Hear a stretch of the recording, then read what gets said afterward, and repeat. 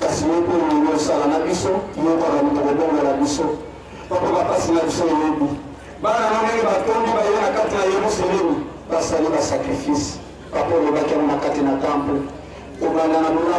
kobanda na transport kobanda na makambo nyonso bamosusu baza na posa baya kotondisa Yerusalemu basalela yo kasi bakoki koya te pamba te mikakata na kati na ndako na makambo ebele na bafamille tala biso na bafamille na biso tala na bakati na bandako tala na bafamille élargie makambo ebele tala bana na yo ndenge bafukami awa na bamosusu nyonso tozali awa oyo nyonso tozali na kati na Yerusalemu moto azali na likambo ezali koderange ni malali na kati na nzoto mabala makambo ebele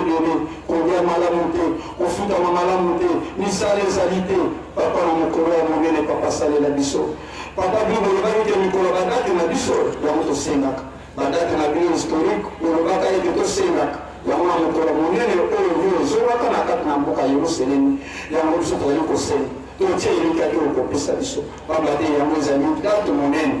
papa mawana esala kati na biso na bapasi na biso nyonso tozali na yango papa bamuvuma nyonso yango na opesi biso misala tala ndenge tozali kobunda na chantier kuna papa yo moko oyaki omonaki opesi pemesta opesi koleki opesi dirigeant misala wana nyonso opesi biso misala minene ezoluka mbongo papa soki ofungoli biso te bongo ndenge nini ndako na yo ekotongama ndenge nini kamba Yerusalemu ekokoma ville ndenge nini ekokoma nation ndenge nini ekozwa statut spécial kaka biso moto kokomisa yango papa tosalaki na makambo mingi te kaka mawana yo esala kati na biso esika tozali kolukaluka na bapasi ya nzoto ndenge tozali kotambola ndenge bana na yo bakobimawa kotika moko wabima pamba te okombo ya tata mpe ya mwana mpe papa elimo santo amen. Kibanizi moye bomba soko moto zaki kuna papa mbenza bebisi sekele pamba te papa Simon azali komibomba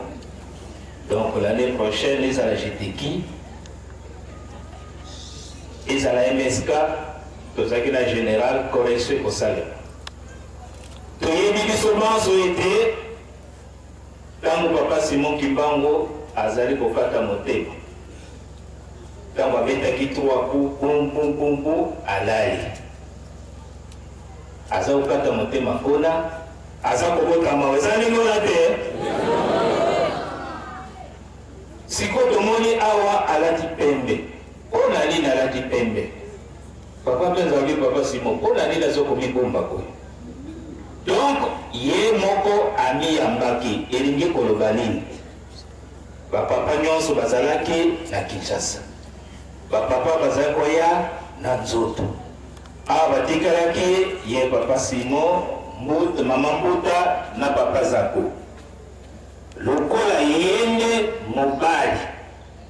azalaki na 9 ans yende atelemaki awa ayambaki ye moko ayambaki bapapa na ye ti bakekona na nga bimangizo ye donc wana zokosa biso azalaki na 9 ans tosa donc omona wapi ye moto moko ozali kokufa omiboti oyo awa yo moko omiyambi batata na yo donc nayebi te nkombo nini bakopesa ye donc toluka nkombo ya mwana papa ndenge ozali ndenge basi balobi kanisela kaka biso okokangaki mokolo wana kanisela bana na yo ndenge papa Abraham asalelaki uti koloba kotala mabe na biso te sukola biso yo yebi esika okonyata bouton ndenge bolobaki ete okosala makambo oyo emonana nano na mokili te okozala na bisengo oyo emonana nano na mokili te donc moyeba pesa bino nkombo ya makambo yango ezali te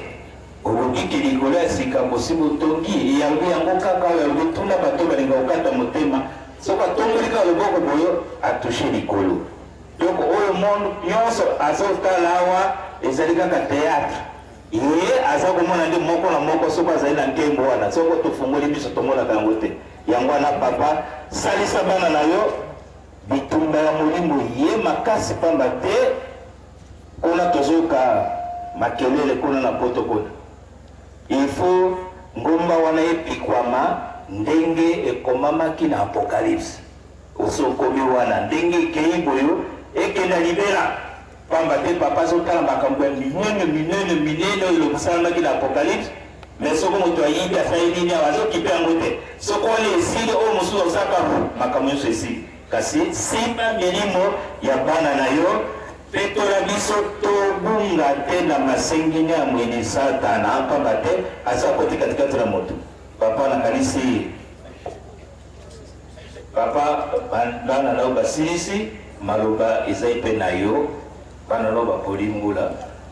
bon pesa bango siko savon bakosukola bilamba oyo te me oyo mosusu